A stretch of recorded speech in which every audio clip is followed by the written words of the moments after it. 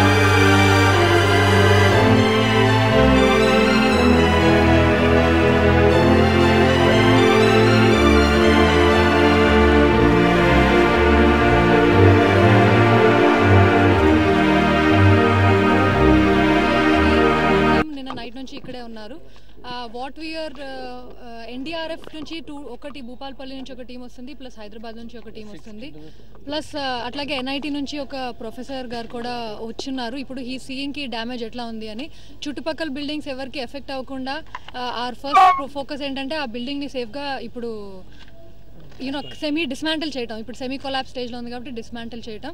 చుట్టుపక్కల already evacuation అయిపోయింది. So we are just waiting, ఇంకా ప్రాసెస్ అవుతుంది.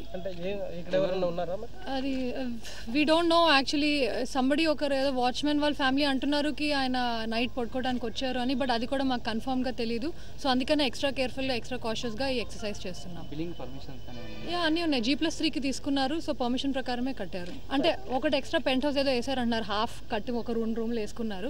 బట్ G+3కి అయితే పర్మిషన్ ఇచ్చారు, G+3కి కట్టారు. అదే ఇప్పుడు మనకు ఖాజీపేటలో ఉన్నటువంటి డీజిల్ కాలనీలో ఈ 3 స్టోరీ బిల్డింగ్ ఒకటి కొలాప్స్ అయింది. అయితే దానికి సంబంధించిన రాత్రి ఇన్ఫర్మేషన్ రావడంతోనే మా పోలీస్ వాళ్ళందరూ కూడా వచ్చేసేసి ఇక్కడ చుట్టుపక్కల ఉన్న వాళ్ళని మున్సిపల్ కార్పొరేషన్ వాళ్ళ సహాయంతో చుట్టుపక్కల ఉన్న వాళ్ళందరినీ కూడా ఎవాక్యుయేట్ చేయడం జరిగింది. మొత్తం కార్డన్ చేసాము. అంటే ఇది బిల్డింగ్ మొత్తం ఇంకా పూర్తి కొలాప్స్ కాలేదు, సగం పూర్తి కుంగిపోయి లోపలికి పోయి ఉంది. సో దీనికి డిస్మాంటిల్ చేయడానికి ఎన్డీఆర్ఎఫ్ టీమ్స్ని కలెక్టర్ గారు హైదరాబాద్ మాట్లాడేసేసి 2 టీమ్స్ పిలిపిస్తున్నారు. సో దాని ప్రకారం అది వచ్చిన తర్వాత చేయడం జరుగుతుంది. అయితే కింద ఎవరైనా ఉన్నారనే విషయంలో ఒక వాచ్మెన్ జనరల్గా నైట్కి పడుకుంటాడంట. అయితే వాళ్ళ ఫ్యామిలీ వాళ్ళు ఆయన కనబడట్లేదని చెప్తున్నారు. దాని ప్రకారం ఏంటంటే ఇప్పుడు అది టోటల్గా ఎన్డీఆర్ఎఫ్ టీం వచ్చిన తర్వాత దాన్ని జాగ్రత్తగా కొలాప్స్ చేయడానికి చూసి ఆ ఎవరైనా ఉన్నారో చెక్ చేసిన తర్వాత అది కొలాప్స్ చేయడం జరుగుతుంది. ఒకవేళ అట్లాంటిది ఏమైనా జరిగితే డెఫినెట్గా ఎవరైతే ఈ బిల్డింగ్ కడుతున్నారో ఆ ఓనర్ మీద లీగల్ యాక్షన్ తీసుకోవడం జరుగుతుంది. Thank you.